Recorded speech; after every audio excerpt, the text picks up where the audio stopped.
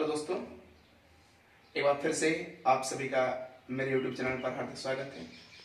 आज हम अनुप्रस्थ तरंगों की चाल के बारे में पढ़ेंगे।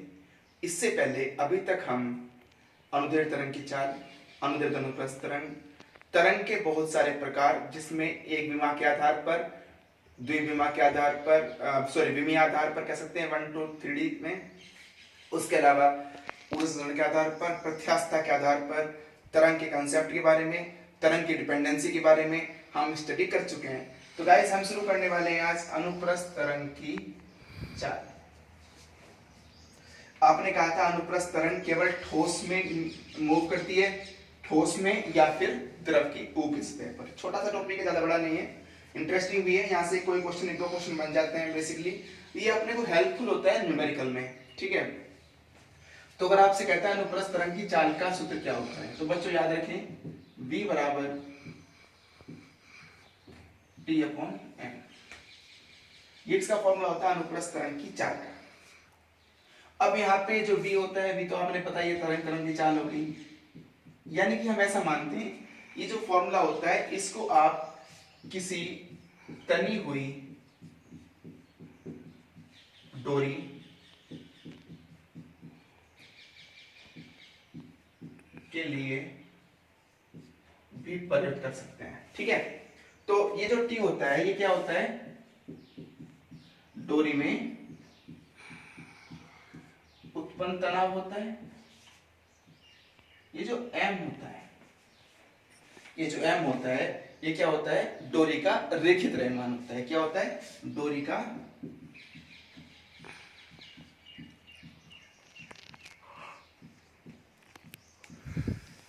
लीनियर मास होता है, इसको हम रेखित द्रव्यमान भी कहते हैं, ठीक है। तो हमारे पास फॉर्मूला क्या होता है, V बराबर √T अपॉन M, ठीक है। इसके बाद में हम जो आगे बात करते हैं वो ये है कि ये तो नॉर्मल फॉर्मूला है, इसमें आपसे तनाव की कंसेप्ट दे करके या मास का कंसेप्ट दे करके आपसे फॉर्मूला पूछ सकता है, ठीक है। अब आपने एक बात ध्यान रखनी है, इसमें कुछ इसके हम सब फॉर्मूले भी होते हैं, उन सब फॉर्मूले पर हम डिस्कस करेंगे। इसमें नंबर फर्स्ट है, यदि डोरी के अनुप्रस्थ काट का क्षेत्रफल A हो। कितना माना है आपने, A माना है। क्षेत्रफल कितना माना है आपने, A माना है, ठीक है। तो बच्चों जो हमारा मास होता है M बराबर क्या होता है, VD होता है, ठीक है। M बराबर क्या होता है, VD होता है। तो VD मतलब हम क्या जानते हैं कि एक रफली समझ लेते हैं, M बराबर क्या होता है, VD होता है, ठीक है। कितना होता है M बराबर VD, VD मतलब वॉल्यूम इनटू घनत्व। अब आपने कहा ये जो M है एकांक क्षेत्रफल का द्रव्यमान है, किसका है, एकांक क्षेत्रफल का। तो M बराबर ρ लिख सकते हैं, इसको क्या लिख सकते हैं, M बराबर ρ लिख सकते हैं। अब M बराबर ρ लिखने का मतलब ये हुआ कि हमारे पास में जो V की वैल्यू आएगी वो कितनी आएगी, T अपॉन ρ। और T अपॉन A क्या होता है, अच्छी तरह से पढ़ा है आपने, प्रतिबल, जिसको आप क्या बोलते हैं इंग्लिश में, स्ट्रेस। तो equals to S equals to कह सकते हैं इसको, then V equals to S upon rho. कितना आ जाएगा, V equals to S upon rho. ये फॉर्मूला भी किसका होता है, तनी हुई डोरी में तरंग चाल का होता है। चाल कौन सी, अनुप्रस्थ चाल, ठीक है। इसके बाद में अगर आपसे एक कंसेप्ट और होता है, नंबर 3 की बात करें, ठीक है। तो नेक्स्ट कंसेप्ट जो होगा वो ये होगा, यदि डोरी को इस प्रकार बांधा जाए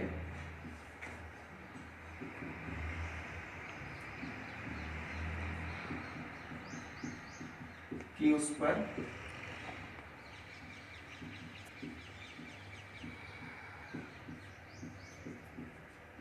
ये बना कैपिटल है, भार रखा हो। यानी कि आप ऐसा मान लो कि आपके पास में कोई जगह है, आपने डोरी को इस तरह स्ट्रेच कर दिया है और यहाँ पे कोई भार mg लटका दिया है जो तनाव को बैलेंस करता है।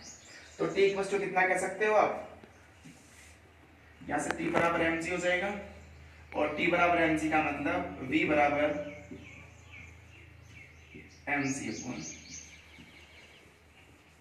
एम भी तरंग वेग का सूत्र होता है। तरंग चाल किसके लिए बात कर रहे हैं बच्चों? अनुप्रस्थ तरंग की बात कर रहे हैं। ठीक है, किसकी बात कर रहे हैं? अनुप्रस्थ तरंग की बात कर रहे हैं।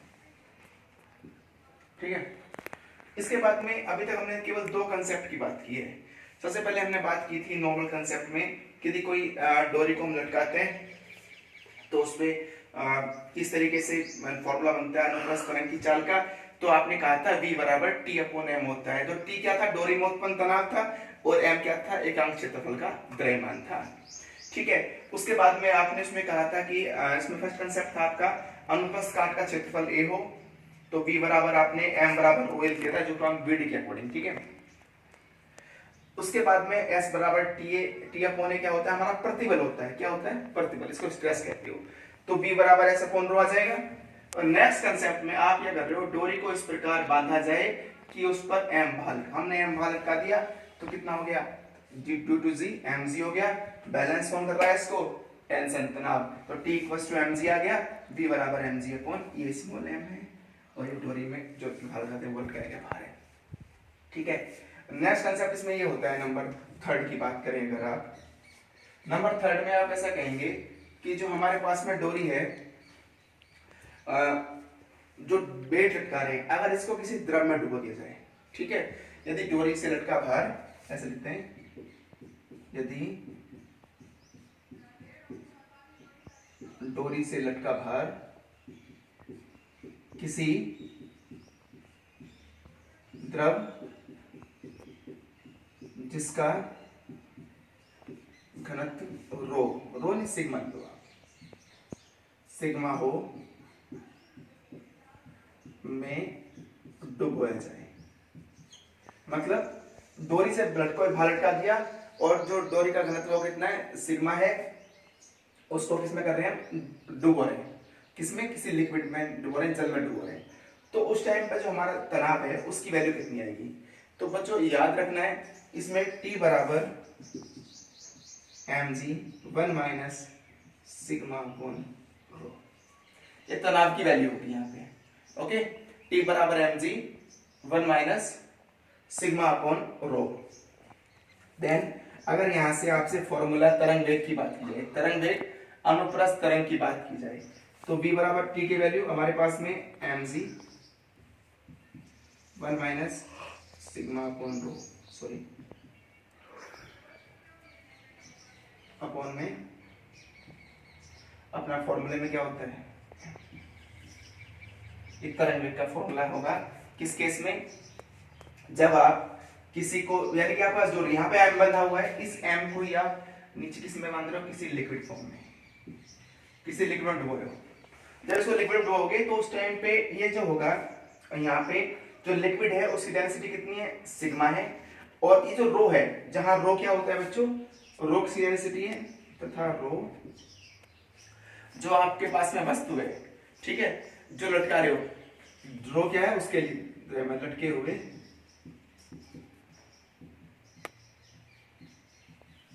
भार के लिए, क्या है? लटके हुए भार के लिए क्या है? डेंसिटी। रो की क्या होता है? डेंसिटी होती है। तो याद रखें, आपने क्या करा पहले केस में? अनुप्रस्थ काट क्षेत्रफल a था, m बराबर vd आ गया, m बराबर vd से अकॉर्डिंग आपने m बराबर सिग्मा रो a लिख लिया, रो लिख लो, सिग्मा लिख लो एक ही बार डेंसिटी का, तो v बराबर t अपॉन रो a आ गया। उसके बाद में s बराबर t अपॉन प्रतिबल के अकॉर्डिंग v बराबर s अपॉन रो आ गया। ठीक है, ये वाला फॉर्मूला भी ये कब आएगा यूज? जब आपको प्रतिबल और डेंसिटी दी हो और आपसे तरंग वेग पूछ रहा हो, सीधा फॉर्मूला लगा देना। ठीक है, एक सेकंड फॉर्मूला था आपका जब आपने कुछ भार लटका दिया और t बराबर mg आ जाएगा।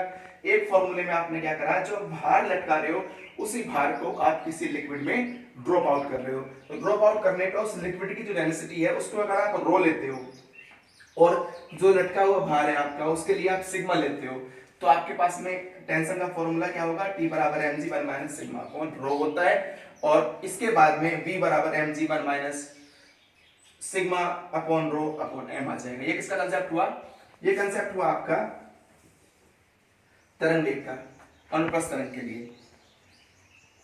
इसका फॉर्मूला हो गया जब डोरी को अपन डुबोते हैं, सॉरी तनाव को डुबोते हैं, डोरी से लटका रखा है कोई तनाव, बाहर है उस बाहर को आपने ड्रॉप आउट कर दिया किसी लिक्विड में, तो उस कंसेप्ट में ये वाला फॉर्मूला आता है। ठीक है, ये अपने फॉर्मूले की बात की है। देखो नेक्स्ट कंसेप्ट नंबर 4 है हमारे पास में। इसमें ऐसा करते हैं कि यदि डोरी के दोनों सिरे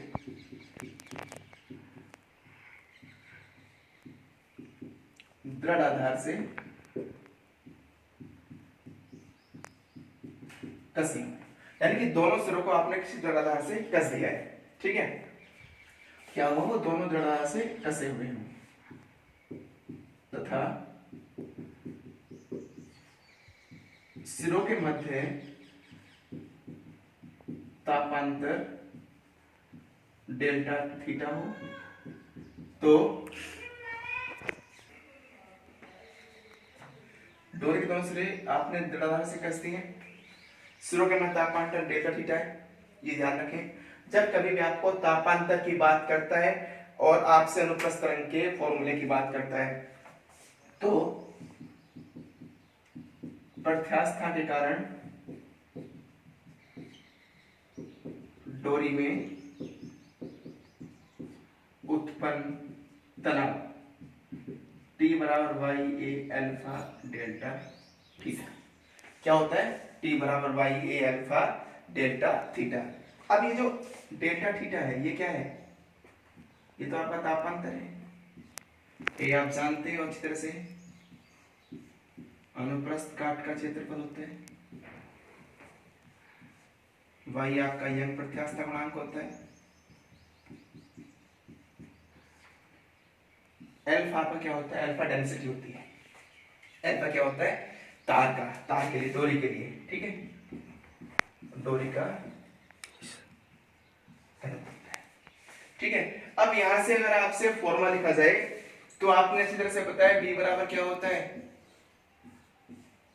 टी अपॉन एम से, बी बराबर टी का मतलब Y A alpha delta theta upon में एम। ये किस केस में काम आएगा बच्चों, ये हमें उस केस में काम आएगा जब आपको कहता है कि डोरी को दोनों सिरे से कस दिया है, उसका घनत्व कितना है, उसमें एक प्रत्यास्थ गुणांक कितना उत्पन्न हो रहा है तथा उसके सिरों के मध्य तापांतर है। ठीक है, तो आपसे कई बार यही पूछ सकता है कि यदि किसी तनी हुई डोरी में तापांतर बढ़ाया जाए, यानी डेल्टा का मान बढ़ाया जाए, तो तनाव की वैल्यू पे क्या फर्क पड़ेगा, तो तनाव का मान क्या होगा, तनाव का मान भी बढ़ जाएगा, क्योंकि तनाव जो होता है डोरी में, तनाव जब डोरी को दोनों सिरे से बांध दोगी और उसमें टेम्परेचर भी क्या हो रहा है, इंक्रीज हो रहा है, तो टेम्परेचर क्या है, तनाव के डायरेक्टली प्रोपोर्शनल है, समानुपाती है।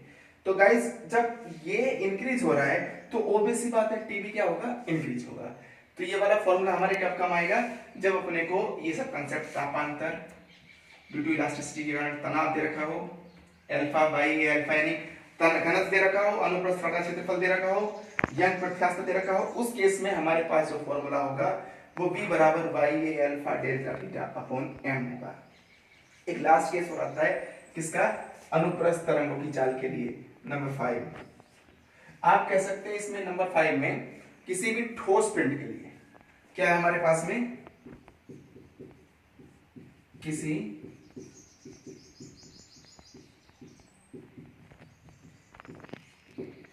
ठोस पिंड के लिए, ठोस पिंड मतलब अगर आपके पास में कोई ठोस पार्टिकल है ना, कि आपको पता है अनुप्रस्थ तरंग का जो हम वेलोसिटी की बात करते हैं वो ठोस पार्टिकल या द्रव के सरफेस पे ही जनरेट होती है, तो इसमें क्या याद रखना है आपको, इसमें जो ठोस पिंड है उसके लिए ईटा अपॉन रो।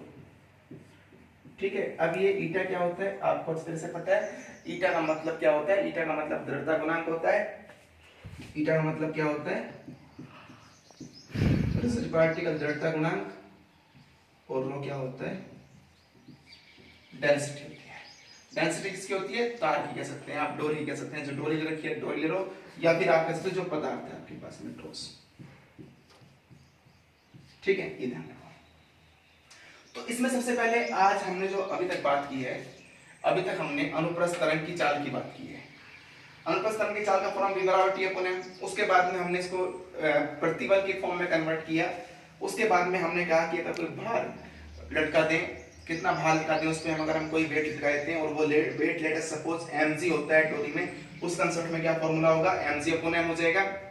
यदि आपसे कहा जाए कि आपके पास में जो आप वेट लगा रहे हैं उसको आप किसी लिक्विड में ड्रॉप आउट कर रहे हैं, उस केस में फॉर्मूला क्या होगा, उस केस में फॉर्मूला क्या होगा, वो उसमें आपने इसका पहले टेंशन का फॉर्मूला निकाला, तनाव का, तनाव के लिए आपके पास वैल्यू T बराबर mg 1 माइनस सिग्मा अपॉन रो था। ठीक है, सिग्मा क्या था, सिग्मा आपका डेंसिटी थी किसकी, जो आपके पास लिक्विड है, रो डेंसिटी किसकी थी, रो डेंसिटी थी जो आपके पास में सब्सटेंस है, पदार्थ है। उसके बाद में आपने इसकी बात की टेम्परेचर की, डोरी को दोनों सिरे से कस दिया, कोई टेम्परेचर उसमें दे दिया आपने, तो उस केस में क्या फॉर्मूला होगा, उसकी बात कर ली थी आपने, T बराबर by A alpha delta theta से बात कर ली थी। तो यहां से आपने V की वैल्यू निकाल ली।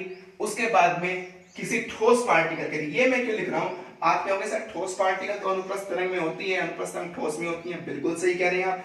लेकिन बच्चों guys listen to me properly, जब कभी भी आपको किसी क्वेश्चन में दृढ़ता गुणांक दे देगा, दृढ़ता गुणांक दे देगा और आपको डेंसिटी दे देगा और आपसे कहेगा तरंग का वेग ज्ञात कीजिए, तो उस केस में आपको v बराबर ईटा अपॉन रो का यूज करना होगा, ये आपने ध्यान रखना है। तो ये सब हमने आज बात की किसकी, अनुप्रस्थ तरंगों के वेग की बात की थी, चाल की बात की। अब एक इसमें केस और आता है डिपेंडेंसी, निर्भरता, उसकी हम नेक्स्ट लेक्चर में बात करेंगे। आज थोड़ा सा मैं जल्दी में हूं, मुझे थोड़ा सा काम भी है, इसलिए हम नेक्स्ट लेक्चर में जो बात करेंगे वो बात करेंगे हम अनुप्रस्थ तरंगों की चाल की, निर्भरता की, क्योंकि हमारे पास जो फॉर्मूला था ना ये v बराबर T अपॉन m,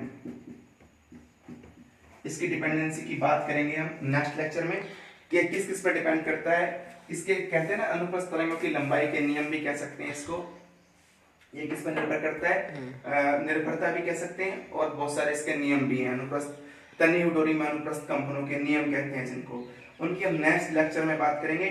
आज थोड़ा सा मुझे कहीं जाना है, थोड़ा जल्दी है, इसलिए गाइस आज का बस केवल इतना सा ही लेक्चर रहेगा, अनुप्रस्थ तरंगों की चाल का, डिपेंडेंसी और इसके जो रूल्स है उनमें से मेल्टी का रूल्स है, टेंशन का रूल है, रेडियस का है, ठीक है, मास का है, इन सब की जो बात है हम लेंथ का है, उन सब की हम कल बात करेंगे। उससे पहले मैं आपको बता दूं कि आज जो हमने पढ़ा है ये बहुत इंपॉर्टेंट टॉपिक है आपके लिए, अनुप्रस्थ तरंगों की चाल very very most important topic है। जिस तरीके से अनुदैर्ध्य इंपॉर्टेंट है उस तरीके से अनुप्रस्थ भी अपने आप में इंपॉर्टेंट है। तो मैं आपसे आशा करता हूँ कि आपको ये वीडियो जरूर पसंद आएगा, और आपको पसंद आता है तो आप लाइक करें, सब्सक्राइब करें, और किसी भी प्रॉब्लम के लिए आप मैंने व्हाट्सएप नंबर लिंक में डाल दिया है डिस्क्रिप्शन बॉक्स में, आप पूछ सकते हैं, ठीक है। और उसके अलावा आप एक काम और कर सकते हैं, अगर आपको कोई डाउट है तो मेरे से पूछ सकते हैं, मेरा व्हाट्सएप नंबर आपको डिस्क्रिप्शन बॉक्स में मिल जाएगा। दूसरा, अगर आपको वेव नेचर के वेव फंक्शन के पुराने वीडियो देखने हैं तो उसका लिंक भी आपको डिस्क्रिप्शन बॉक्स में मिल जाएगा। थैंक यू गाइस, आज के लिए इतना है।